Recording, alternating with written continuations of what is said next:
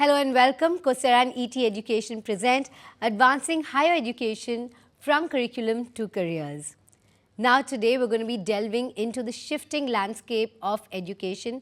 It's ever evolving, but now it's been massively disrupted by AI. There are shifting workplace expectations, which means learners also have to be adapting and be very agile in today's world. And to just find out exactly how are educators helping their students step in to this uncertainty of tomorrow, let's find out from this esteemed panel exactly how they're doing that. Firstly, a very warm welcome to everyone for your valuable time today. Thank you so much. And let me introduce to you our wonderful panel of the day. We have with us Dr. Malhar Pangrikar, who's a Vice-Chancellor, MIT University, Shillong.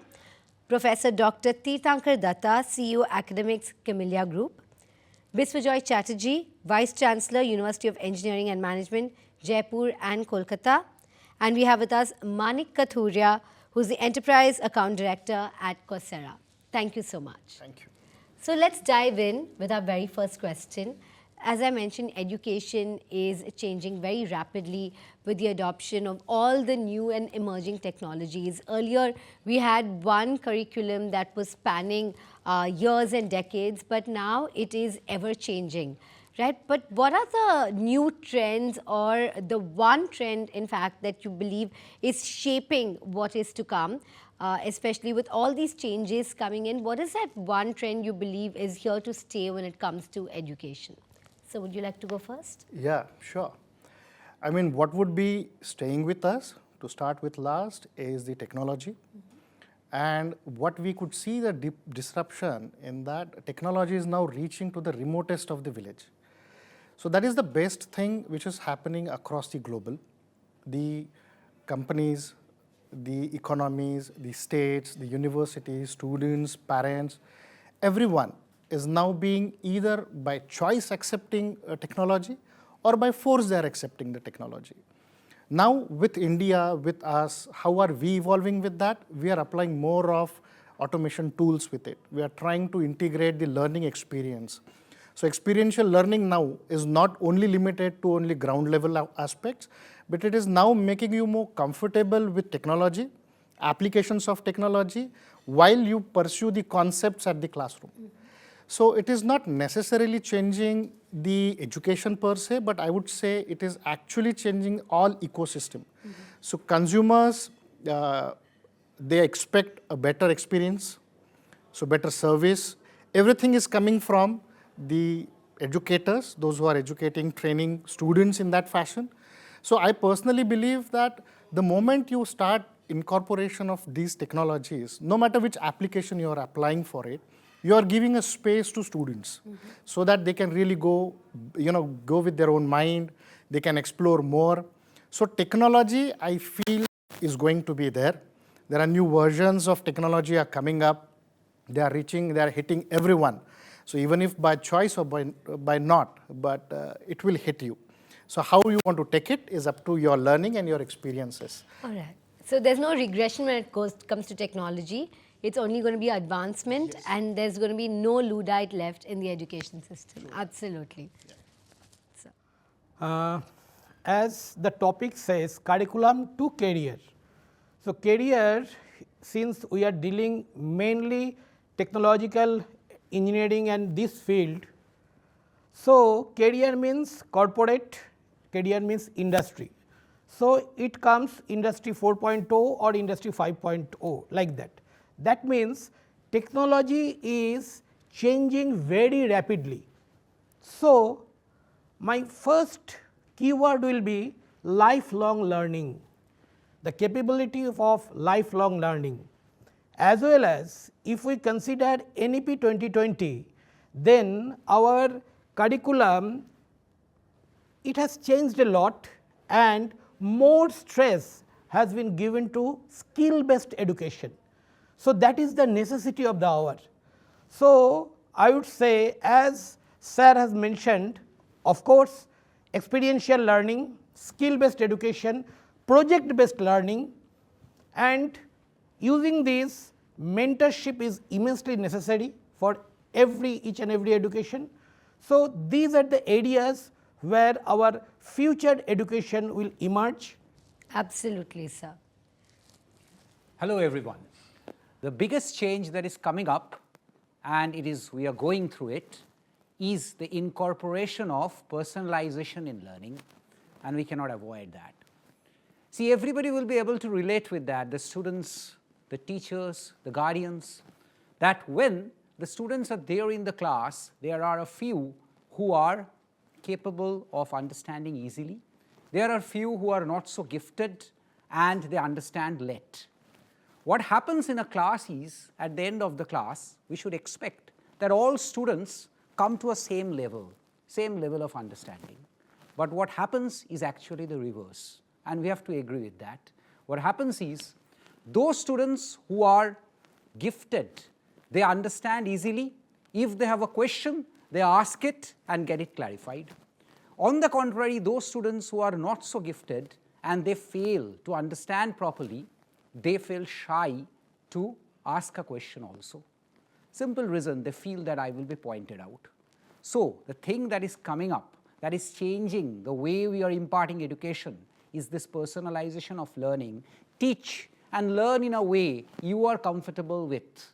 And over here, because Coursera is sitting beside me, the representative, so I am very thankful to Coursera that what happens nowadays is, we are putting in so many apps that students who can actually ask or get questions from different apps, they can answer it, and those apps actually find out the level of understanding of those students.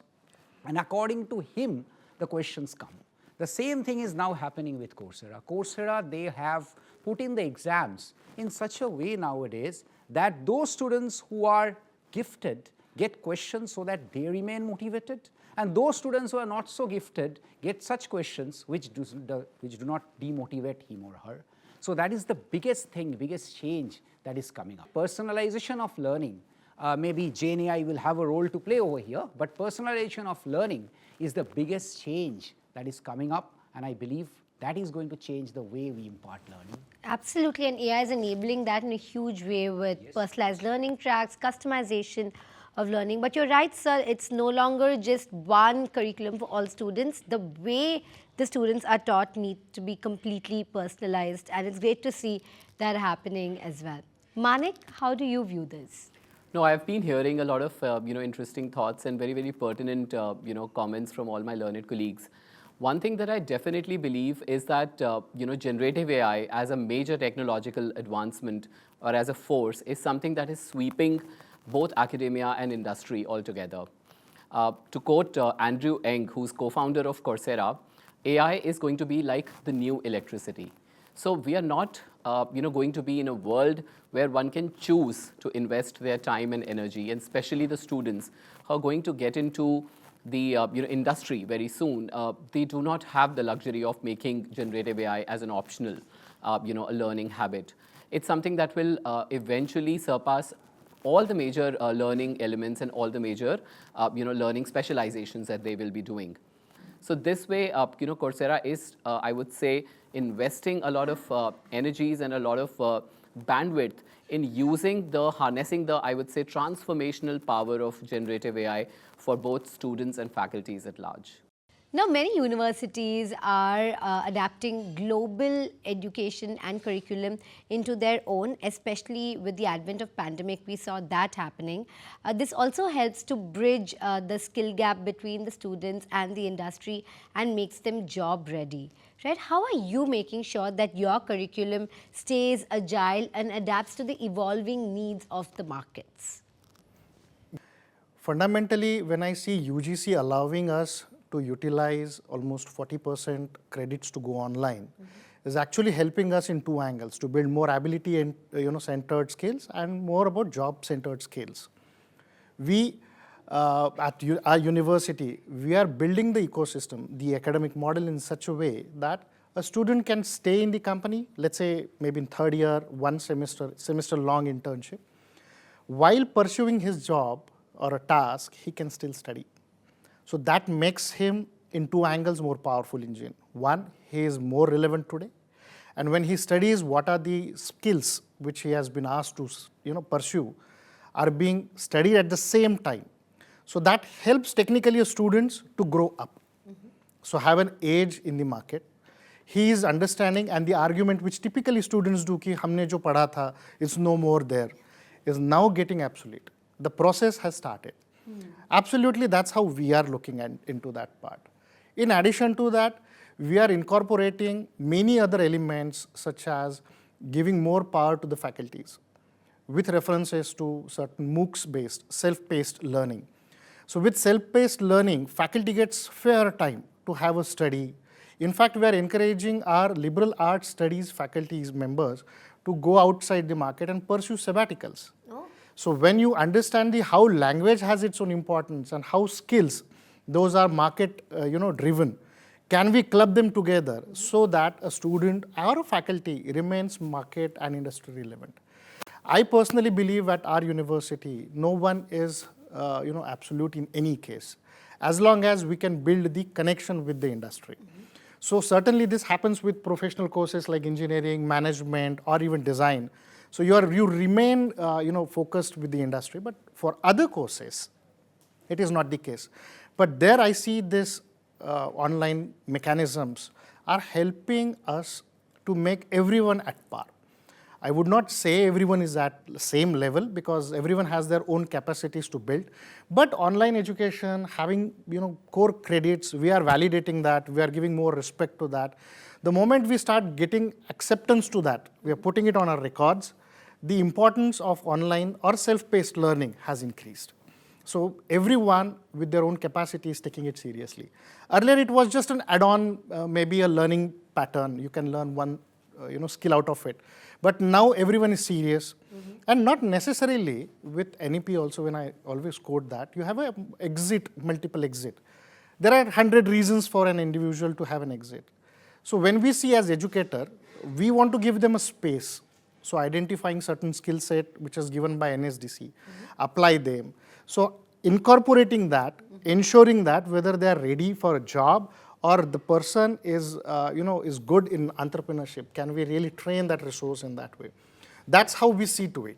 Absolutely. Online training can help you in that vital assessment, which may be very difficult when you're doing it with just one teacher for many students. Absolutely. Sir, are you finding the same resonance? Yes, the thing is a bit different because we, as Camellia Group, we have around 14 colleges in engineering sector, out of which 5 offers engineering degree course, BTech degree course. So, but we are affiliated colleges. So, we do not have any option to adopt that 40% online course as per UGC recommendation. But how we implemented it? For faculty fraternity, MOOC courses like NPTEL and all this, there are courses for faculty development program, and I make it compulsory for all the faculties first. Second, we have certain more with 1 or 2 organizations who offers online courses, and also one process is going with Coursera as well, where employability enhancement and value addition, value added programs we can offer easily in our curriculum as an additional program. So, we have a plan, and already we have started talking with Coursera as well as other organizations, where we will offer this type of courses to our students for their employability enhancement. Absolutely. You cannot replace the in-person experience, the sort of community experience that students get from the classroom, for sure. As well as that project part also, that is mentorship, mentored by one project, that introduction, one-to-one introduction with guide and students regarding development, anything that is required, that cannot be done with online and all this thing. Interesting. Sir, what is your experience? Regarding course formation, I would say, madam, I believe that taste of fruit is in eating. So if the students don't get good jobs, then my course is not good, as simple as that. So what we initially did, not only us, all the organizations, all the educational organizations you can find, that industry people were put into the board of studies. And it is still so, Industry people are there in the board of studies. They suggest formation of the syllabus. But one straightforward way I can suggest, or we have done and got some success, is you have the JDs, the job descriptions of the different companies who have come to your campus. So last year I have got say 100 companies coming to my campus with their job descriptions right in front of me. I have it in my hand. So see those job descriptions and incorporate those modules somewhere or the other in the syllabus. We have tried to do that. Now while doing that, there is a big challenge. First thing, I agree totally that yes, chalk and talk is the best way of imparting education. That is the first thing we do. But the challenge that we face is there are so many modules which is a requirement in the JD, but for a teacher to impart those modules is very difficult because they have passed out maybe 20 years, 30 years back, and those modules are absolutely new technologies. Now what to do? Therein Coursera comes in picture. What we have done is we have incorporated, we have taken up modules or papers from Coursera and incorporated those things as modules, replace certain modules with those things in Coursera. And we have said that every paper that we are teaching, we have called it phygital learning. That is, every paper that we are teaching in a class or in a semester, all those papers will be taught to you physically in the class. Teachers will be imparting that, no doubt. But a Coursera counterpart of that you will have to do, and also you will have to pass that paper. It's not extra that you are learning. For example, you are learning paper X. That same paper X you also take from Coursera. So what happens is Coursera is able to cover up those gaps. Those are there in the JD, job descriptions, but we as teachers, being from the old school, are unable to deliver them in the best way. So that is how we have tried to complement physical learning with digital learning, and therein Coursera has a big role. So hybrid and phygital, you are agreed, yeah. Hybrid. I Absolutely. already mentioned that hybrid. Absolutely, you both are agreed. So the two of you are agreed, phygital and hybrid. And you're speaking of Coursera, so let's hear it from Coursera now. Manik, go ahead.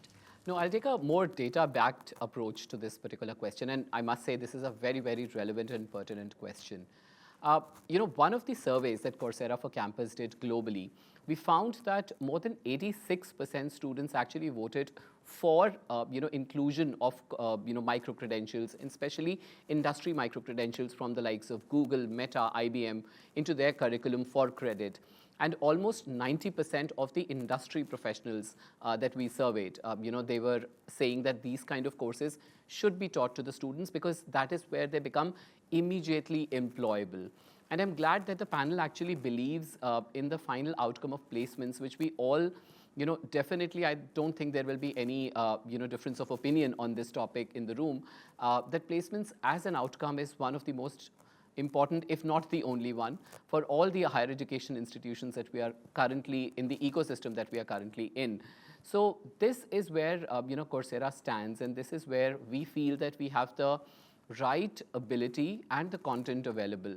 A lot of our industry micro-credentials from the likes of companies that I named have been qualified under NSQF framework, National Skill Qualification Framework, have approved them, which means that these courses and these certifications, once a student gets, they are in the process of being immediately employable, or they can be immediately put into the right kind of placement outcomes that they desire for which career path that they have taken. So that's where we see a transformative power of content like Coursera.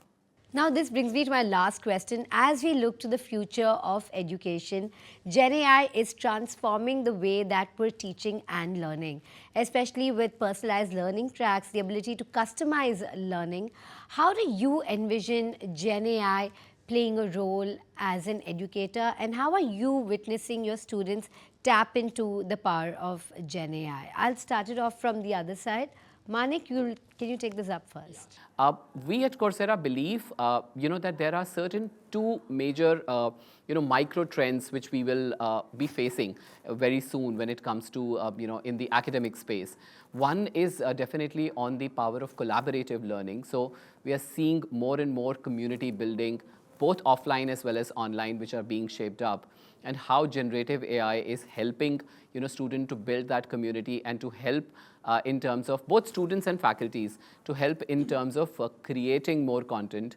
The second bit that we talked about that I would say is going to be a mega trend in the coming future is hyper-personalization of content and hyper-personalization of learning experiences. When we passed out from our schools and colleges, there was a certain textbook and a very certain specific curriculum that we were supposed to get adhered to and come out by learning, even by the rote learning or even by the application. But today's generation and today's job roles require students to actually be hands-on. And like Professor Datta also said, that no two students are alike. There are certain students who are able to grab attention faster and they're going to get better and different outcomes than others. And then there are certain other students who are going to be slower or maybe might not ask those questions. So we see a transformative power of generative AI in the form of Coursera Coach, which is an AI-driven tool within the larger Coursera platform where students can actually use as a mentor, as a guide. If I don't want to watch this entire 5-minute video, I can ask the coach, can you summarize the 3 bullet points of this video? So what it will do is that a student who might be on the brink of probably leaving the course midway now is kind of ensured, is motivated to continue the course and probably get more summarized learning. Or they can even ask as an AI generator, question bank generator in AI, to create a sample question of 4 or 5 questions on the topic that I've already studied. So what I'm saying is that as a student, I know my limitations, I know my strong points and strengths. I can use Coach as a tool to actually personalize that particular course that I'm going to do it for myself. So that is where I see the industry shaping up and where I see the online content shaping up with hyper-personalization and collaboration. It's great to see how you at Coursera are tapping into the power of AI. Sir, how are you harnessing the power of AI? So when I talk about AI, it will take me back to the first answer, the answer to the first question. The biggest thing AI has brought in is personalization, is to make all students come to the same level.